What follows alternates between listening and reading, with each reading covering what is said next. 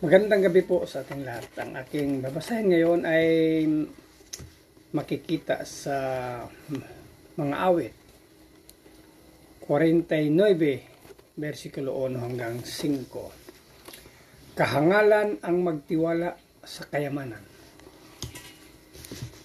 Bawat isa ay makinig ang sino paman. Kahit saan naroroon ay makinig ang nilalang. Kahit ikaw ay dakila o hamak ang iyong lagay, makinig ka na sama-sama ang mahirap at mayaman. Itong aking sasabihi sa salitang may karunungan, ang isipang ihahayag mahalagang mga bagay. Ang pansin ko ay itutuon sa bugtong na kasabihan. Sa saliw ng aking alpa, ihayag ko ang laman. Hindi ako natatakot sa panahon ng panganib. Kahit pa nga naglipa na ang kaaway sa paligid. Yun lang po. Maraming salamat. God bless. Isang mapayapang gabi po sa ating lahat. Sa aking pong pagpapatuloy ng aking paglalahad ngayong gabi. Ngayong gabi po ay nasa 49 na kabanata. Sa aklat pa rin po ng mga awit. Sa talata 6 hanggang 8, ito po ang naksaad. Mga taong naghahambog sa yaman ay nananalig dahil sa yaman nila ay tumaas ang pag-iisip. Hindi kaya ng sino man ang sarili ay matubos, hindi kahit mabayarang tubusin sa kamay ng Diyos.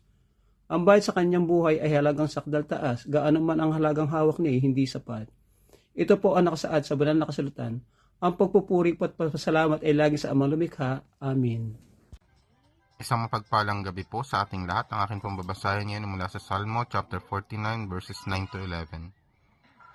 Upang ang tao ay mabuhay magpakailanman at hindi na mamatay, nakikita nga ng lahat na lahat ng marurunong ay namamatay. Ganoon din ang mga matitigas ang ulo at mga hangal. At maiiwan nila sa iba ang kanilang kayamanan. Ang kanilang libingan ay magiging bahay nila magpakailanman. Doon sila mananahan kahit may mga lupaing nakapangalan sa kanila. Amen. God bless po. Magandang gabi po sa ating lahat. Ang babasahin ko po ay mula po sa Salmo chapter 49 verse 12 to 14. Kahit tanyag ang tao, hindi siya magtatagal. Mamamatay din siya katulad ng hayop. Ganito rin ang kahihinatnan ng taong nagtitiwala sa sarili, na nasisiyahan sa sariling pananalita. Sila'y nakatakdang mamatay. Tulad sila ng mga tupa na ginagabayan ng kamatayan patungo sa libingan. Pagsapit ng umaga, pangungunahan sila ng mga matuwid. Mabubulok ang kanilang bangkay sa libingan, malayo sa dati nilang tirahan. Amen. God bless po. Hello po, ang aking Bible verse for today is from the book of Psalms, chapter 49, verses 15 to 17. Ngunit ako'y ililigtas, hindi ako babayaan. Aagawin ako ng Diyos sa kamay ng kamatayan. Di ka dapat mabagabag, ang tao man ay yumaman. Lumago man ng lumago yaong kanyang kabuhayan. Hindi ito madadala kapag siya ay namatay. Ang yaman ay hindi niya madadala sa libingan. Amen. Ang mabuting balita ng ating Panginoon. Isang mapagpalang araw po muli sa ating lahat. Tayo po ay nasa Psalms chapter 49. At ang ating pong babasahin ay mula po sa 18 to 20. Sabi po dito, kahit na pinupuri niya ang kanyang sarili habang siya nabubuhay, ay pinupuri ka ng mga tao kapag ikaw ay nagiging hawahan. Siya ay paruroon sa salinlahi ng kanyang mga ninuno na hindi na muling makakakita ng liwanag.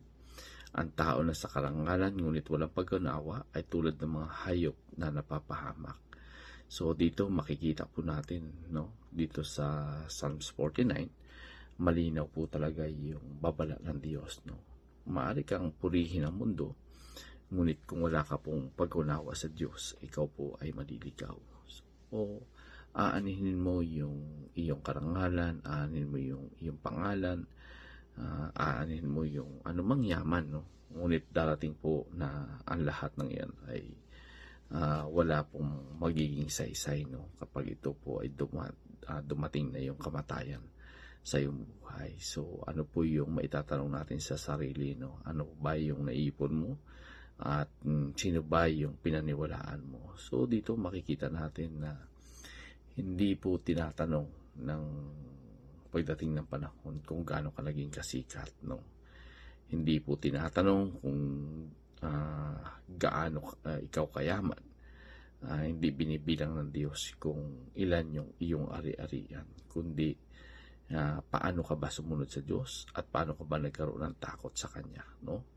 So dito makikita natin yung taong nasa karangalan ngunit wala pong pagkaunawa. Sabi po dito sa ating binasa ay tulad ng hayop na napapahamak. So ibig sabihin na nabubuhay, no, yung isang tao hindi ayon sa layunin ng Diyos. So napakaganda pong tingnan at examine natin yung ating sarili na paano ba ako nabubuhay? Ito ba ay nabubuhay ako para sa Diyos o ako'y nabubuhay para sa aking sariling layunin? So dito maliwanag, no, na talagang napakaganda nitong Psalms, no, na ating binasa para sa gabing ito, na talaga namang malaki po yung mapupulot nating aral espiritual, no, na napakahalaga magpakailanman. So ibig sabihin yung papuri po ng tao ay hindi po yan nakakapagbigay ng kaligtasan. So pag dumating yung kamatayan, tayo po ay pantay-pantay.